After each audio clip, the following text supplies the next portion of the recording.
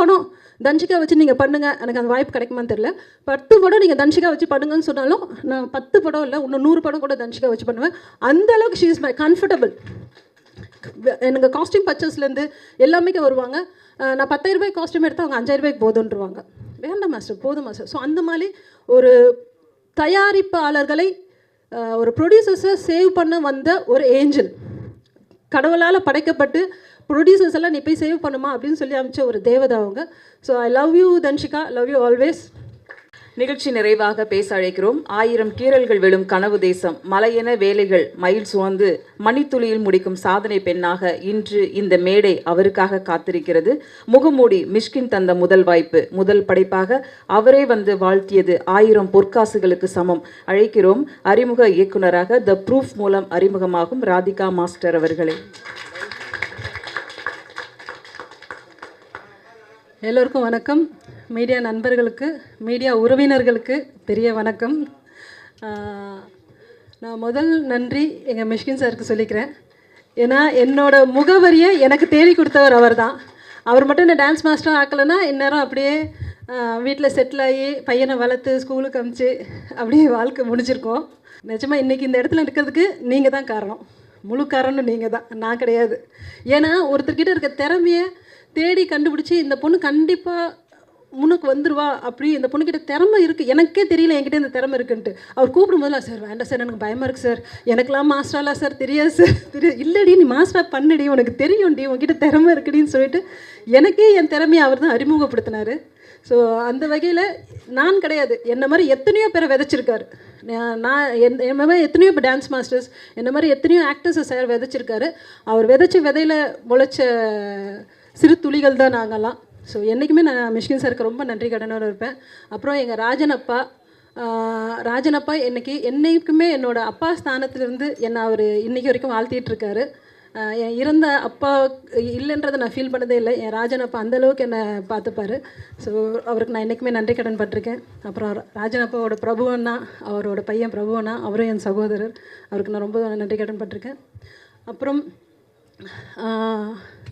மேடையில் நான் வந்துட்டு நிறைய டெக்னீஷியன்ஸ்க்கு நான் தேங்க்ஸ் சொல்லணும். ஸ்பெஷலி மை கேமராமேன் ஜேசன், அவர் இந்த படத்துக்காக ரொம்ப உழைச்சார், அவர் இன்றைக்கி வர முடியல. ஸோ ஜேசனுக்கு பெரிய நன்றி. மற்றும் என் எடிட்டர் கமலக்கண்ணன் சார், அவருக்கு பெரிய நன்றி. ரொம்ப உழைச்சி இந்த படத்தை இந்த அளவுக்கு எடுத்துகிட்டு வந்திருக்காரு. ஸோ அப்புறம் மிச்ச எல்லா டெக்னீஷியன்ஸ்க்குமே நான் தேங்க்ஸ் சொல்லிக்கிறேன். Specially my direction team, Clara, Saran sir and Vijay, Prasanna, எல்லாருக்குமே ரொம்ப நன்றி. அண்ட் மை பெஸ்ட் ஃப்ரெண்ட்ஸ், என்றைக்குமே வந்துட்டு நான் எப்போ கீழே விழுந்தாலும் என்னை தூக்கி விடுறதுக்குன்னு என் கூட ஒரு 3 பேர் இருப்பாங்க. That is my very best friend சக்கரவர்த்தி அண்ட் சந்திரிகா அண்ட் உமா, இவங்க எல்லாருக்குமே நான் ரொம்ப தேங்க்ஸ் சொல்லிக்கிறேன். அப்புறம் யுவி சேது சார், அவர் வந்துட்டு ஒரு நடமாடும் ஸ்கூல். அவர்கிட்டேருந்து நம்ம எப்போ வேணாலும் என்ன வேணாலும் கற்றுக்கலாம். அவர் கூட நடந்துகிட்டே இருந்தால் போதும், நம்ம ஒரு சினிமாவை ஒரு வாக்கிங்கில் போய் கற்றுட்டு வந்துடலாம். ஸோ நம்ம சினிமாவை கற்றுக்கிறதுக்காக தனியாக ஒரு இடத்துக்கு போக வேண்டாம். சார் வாங்க சார் ஒரு வாக்கிங் போகலாம் அப்படின்னா சார் கூட போயிட்டு வரும்போது நம்ம சினிமாவை ஃபுல்லாக படிச்சிருக்கலாம். ஸோ அந்த மாதிரி ஒரு அழகான ஒரு அற்புதமானவர். ரொம்ப ரொம்ப தேங்க்ஸ் சார். அப்புறம் எங்கள் ஸ்நேகன் சார், சார் சொன்ன மாதிரி நான் யார்கிட்டையுமே பத்திரிக்கையில் போடுறேன்லாம் கேட்டுக்கல. பத்திரிக்கையை போட்டுட்டு தான் நான் சாருக்கு சொன்னேன், சார் நான் பத்திரிக்கையில் உங்கள் பேரை போட்டு. ஹலோ கேட்குதா? ஹலோ, எங்கள் குட்டி பொண்ணு எந்திரிச்சா. அவங்க வந்துட்டு குழந்தையிலேருந்து நான் பார்த்து வளர்ந்தவன். அவன் என் படத்தில் வந்து ஆக்ட் பண்ணும்போது அவங்க ஃபஸ்ட் டைம் எனக்காக ரொம்ப சீரியஸாக நடிச்சிருக்காங்க. அவங்க சீரியஸாக நடிக்கும்போது எங்களுக்கு சிரிப்பாக வரும். ஐயோ நாங்கள் சிரிப்பை கண்ட்ரோல் பண்ணிப்போம். ஐயோ எந்திரிச்சா இல்லடி, நான் வேணா அந்த பக்கம் போயிடுறேன், நீ இந்த சீனை முடிச்சிடு அப்படின்னு சொல்லிட்டு போயிட்டு வருவேன். அந்த அளவுக்கு அவங்க சீரியஸாக நடிச்சிருக்காங்க. அழகு செல்லம், அது ரொம்ப அழகியவ. And my very favourite hero my Santhosh Prathap. அவரை மாதிரி ஒரு உன்னதமான ஆக்டர், ஐயோ அவசம். நாங்கள் ஒரு பைலட் ஃபிலிம் பண்ணோம், அதுக்கு முன்னாடி எனக்கு ஒரு பழக்கம் இல்லை. பட் அது எவ்வளோ கம்ஃபர்டபுள்னா வாஸ் லைக் தட். ரொம்ப பியூட்டிஃபுல்லாக இருந்தார். அண்ட் ருத்வீர் கேட்கவே வேண்டாம், அவரோட முதல் படம் மாதிரியே கிடையாது, அவ்வளோ அழகாக பண்ணார். என் உடன் பிறா சகோதரன், என் அண்ணன்கிட்ட நான் போய் கதை சொல்லலைன்னா கூட பரவாயில்ல, பேமெண்ட் கூட சொல்லலை. அண்ணா நான் படம் பண்ணுறேன்னு தான் சொன்னேன். சேடா தங்கச்சி தங்கச்சிம்மா பண்ணலாம்டா அப்படின்ட்டாரு. கதை கேட்காம கூட ஒத்துப்பாங்க ஆக்டர்ஸ், பேமெண்ட் கேட்பாம ஒத்துப்பாங்களா? எங்கள் அண்ணன் ஒத்துப்பார். எங்கள் அண்ணன் வந்து எல்லாரையும் நல்லா இருக்கணும்னு நினைக்கிற ஒரே மனிதர் எங்கள் அண்ணன். ஸோ இன்னைக்கு வரைக்கும் நான் எந்த விஷயம் செய்யிருந்தாலும் அண்ணனுக்கு ஃபோன் பண்ண, ஆனால் அந்த விஷயம் செய்யணும்னா தங்கச்சிம்மா நீ நல்லா வருவிடா, பண்ணா பண்ணா அண்ணா உன் கூட எப்பயுமே இருப்பேன்டா அப்படின்னு என் தோல் தொட்டி கொடுத்து என்னை ஒரு நாளும் என்னை முன்னேற்றி வந்த மைம் கோபின்னா மிகப்பெரிய நன்றி. எப்பயுமே ப்ரொடியூசர் காசு போட்டால் நமக்கு வலிக்காது, ப்ரொடியூசர் காசு தானே நமக்கு வலிக்காது இல்லை, நம்ம என்ன வேணாலும் பண்ணலாம். பட் அந்த ப்ரொடியூசர் காசு 1 hour லேட்டாக வந்தால் 1 hour அந்த கால் ஷீட்டோட டைமிங் போயிடுது அப்படின்றதுக்காக ஆன் ஸ்பாட் 6:30க்கு இருப்பாங்க. அவங்களால இன்னைக்கு வரைக்கும் ஒரு நாள் கூட என் ஷூட்டிங் லேட்டாக ஆனதே கிடையாது. அவங்களோட காஸ்டியூம் சேஞ்ச், எந்த ஹீரோயினிங்க இன்றைக்கி 15 நிமிஷத்தில் வித் காஸ்டியூம் மேக்கப் ஹேர் ட்ரெஸ்லாம் மாற்றிட்டு வருவாங்க, அவங்க மாற்றிட்டு வருவாங்க. She will take only 15 minutes. போய் காஸ்டியூம் மாற்றி ஹேர் ட்ரெஸ் மாற்றிட்டு ரெஸ்ட்டுன்ற பேருக்கே இடம் இருக்காது. அடுத்து நாங்கள் கேமரா லென்ஸை மாற்றுறதுக்குள்ள அவங்க வந்து நிற்பாங்க, என்னம்மா மாற்றிட்டியாடா அப்படின்னு. இல்லை இப்போ தான் ரெஸ்ட் எடுக்கலாம் நான் நினச்சேன், நீ வந்துட்டு சரி வாடா வாடா வாடா பண்ணிடலாம்டா அப்படின்னு சொல்லுவோம். ஸோ அந்த மாதிரி எல்லாத்துக்கும் மேலே ஒரு இன்சிடெண்ட் எங்கள் ஷூட்டில் நடந்துச்சு. அன்றைக்கி நான் வந்துட்டு ரொம்ப பதறிட்டேன்.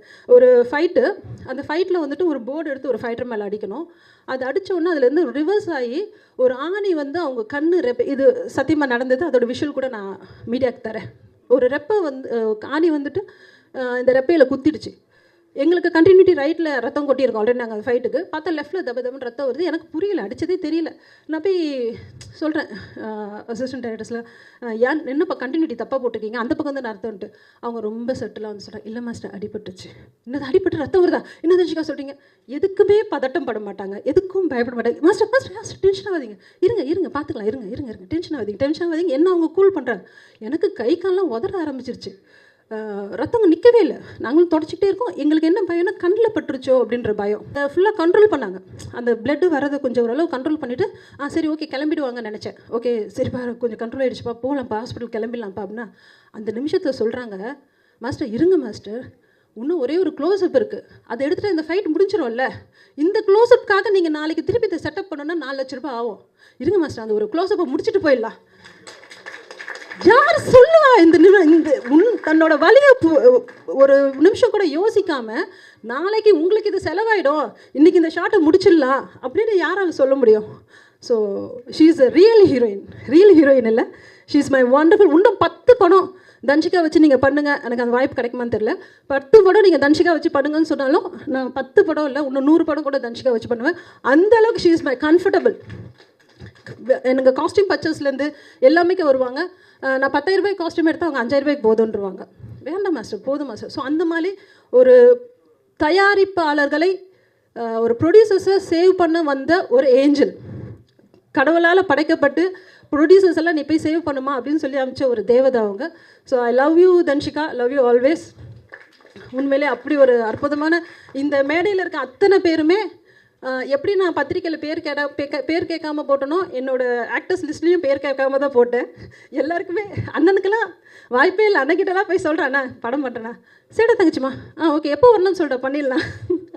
அந்த ஒரு உரிமை, அந்த ஒரு பாசம் எங்கள் கோபினாவை தவிர வேறு யாராலையும் கொடுக்க முடியாது. ஸ்பாட்லேயும் அப்படி தான். எங்கள் கோபினா அவ்வளோ ஒரு கம்ஃபர்டபுள் ஆக்டர். உண்மையிலே இந்த உறவுகளை நான் சினிமாவில் இத்தனை வருஷம் சம்பாரிச்சிருக்கேன்றது தான் உண்மை. என்ன சம்பாரிச்சேன்னு எனக்கு தெரியல, ஆனால் இத்தனை வருஷம் இப்படிப்பட்ட ஒரு உன்னதமான உறவுகளை நான் சம்பாரிச்சிருக்கேன். அதுக்கு கடவுள் கொடுத்த வரம். ரொம்ப ரொம்ப ரொம்ப நன்றி. அப்புறம் என் பையன் தீபக் பற்றி சொல்லணும் அப்படின்னா, தீபக் வந்து எனக்கு கிடச்ச பெரிய வரம். அப்படி ஒரு பிள்ளை எனக்கு கிடச்சது வந்துட்டு ஒரு அற்புதமான ஒரு வரம். ஏன்னா அவனை பற்றி எல்லாருக்குமே தெரியும். ஒரு பியூட்டிஃபுல் மியூசிக் மட்டும் இல்லை, அவன் ரொம்ப நல்ல பிள்ளை.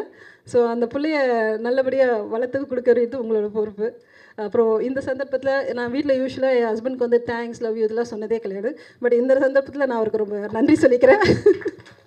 ஸோ தேங்க்யூ ஸோ மச்ங்க, எனக்கு பின்னாடி இருந்து இவ்வளோ தூரம் எனக்கு உழைச்சதுக்கு.